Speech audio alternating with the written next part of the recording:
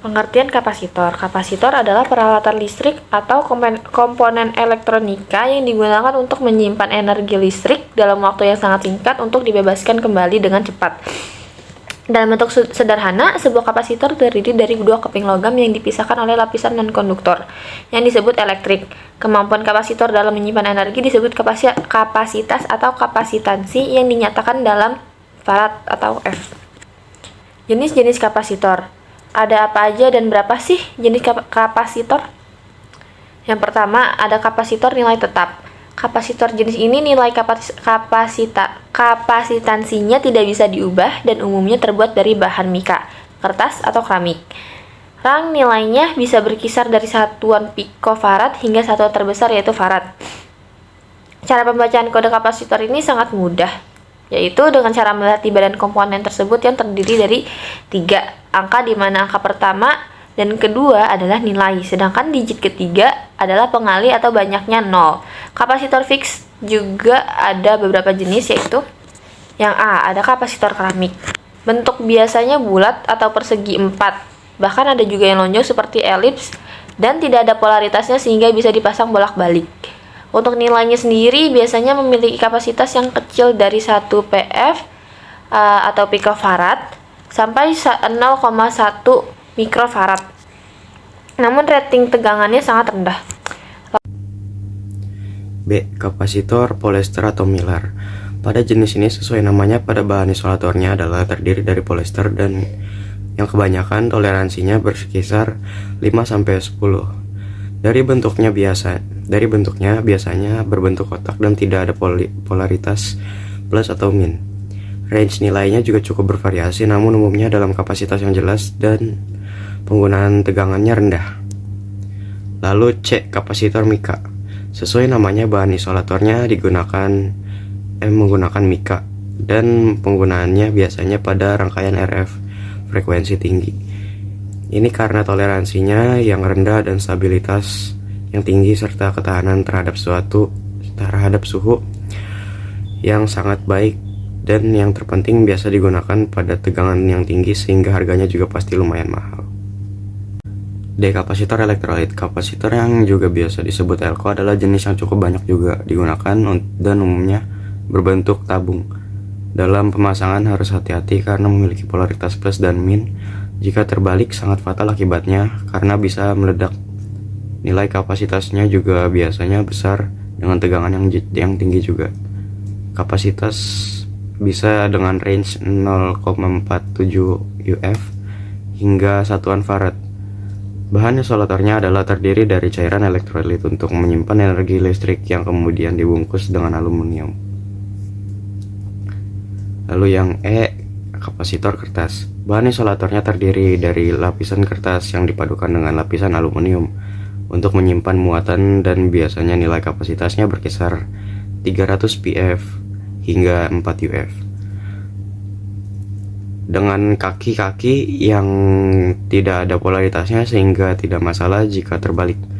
Umumnya digunakan pada sirkuit elektronik yang memiliki arus SA dan tegangan tinggi.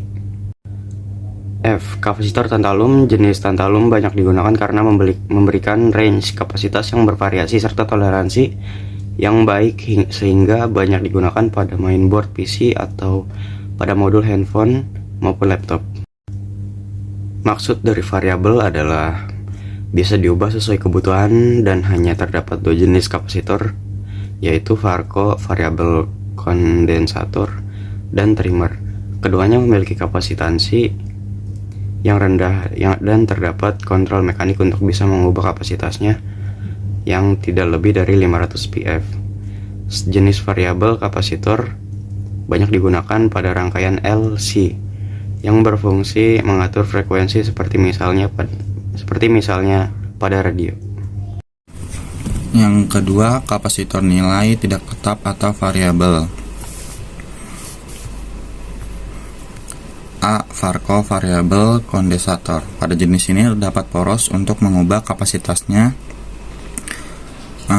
Bentuknya sendiri biasanya berbentuk kotak dengan nilai kapasitas berkisar 100 pf hingga 500 pf.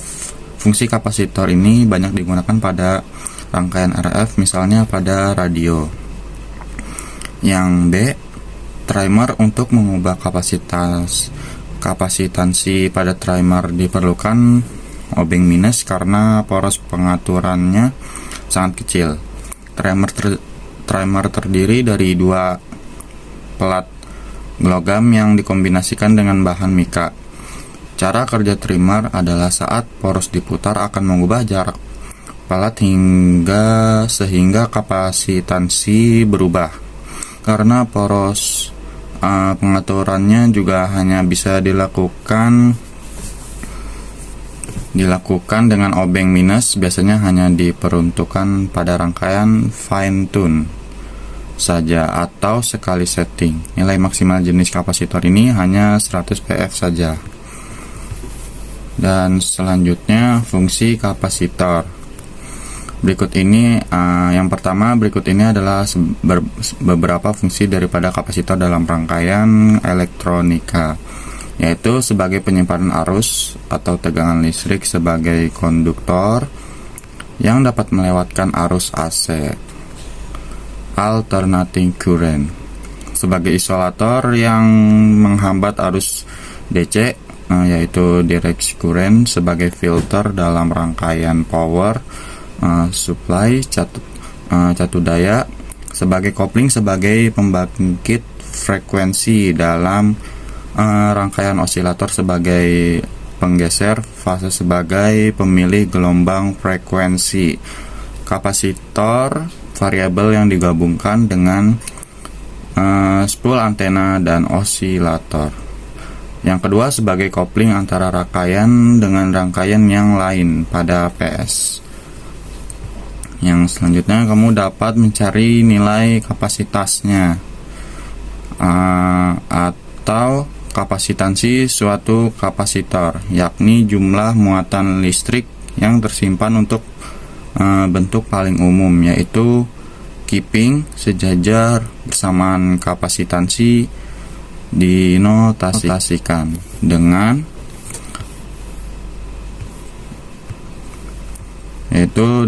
di mana C sama dengan kapasitansi, F farad 1 farad sama dengan 1 coulomb atau volt, Q sama dengan muatan listrik coulomb, V sama dengan beda potensial volt. Nilai kapasitansi tidak selalu bergantung pada nilai Q dan V. Besar nilai kapasitansi bergantung pada ukuran, bentuk, dan posisi kedua keping serta jenis material pemisahnya. Insulator. Nilai usaha dapat berupa positif atau negatif tergantung arah gaya terhadap perpindahannya.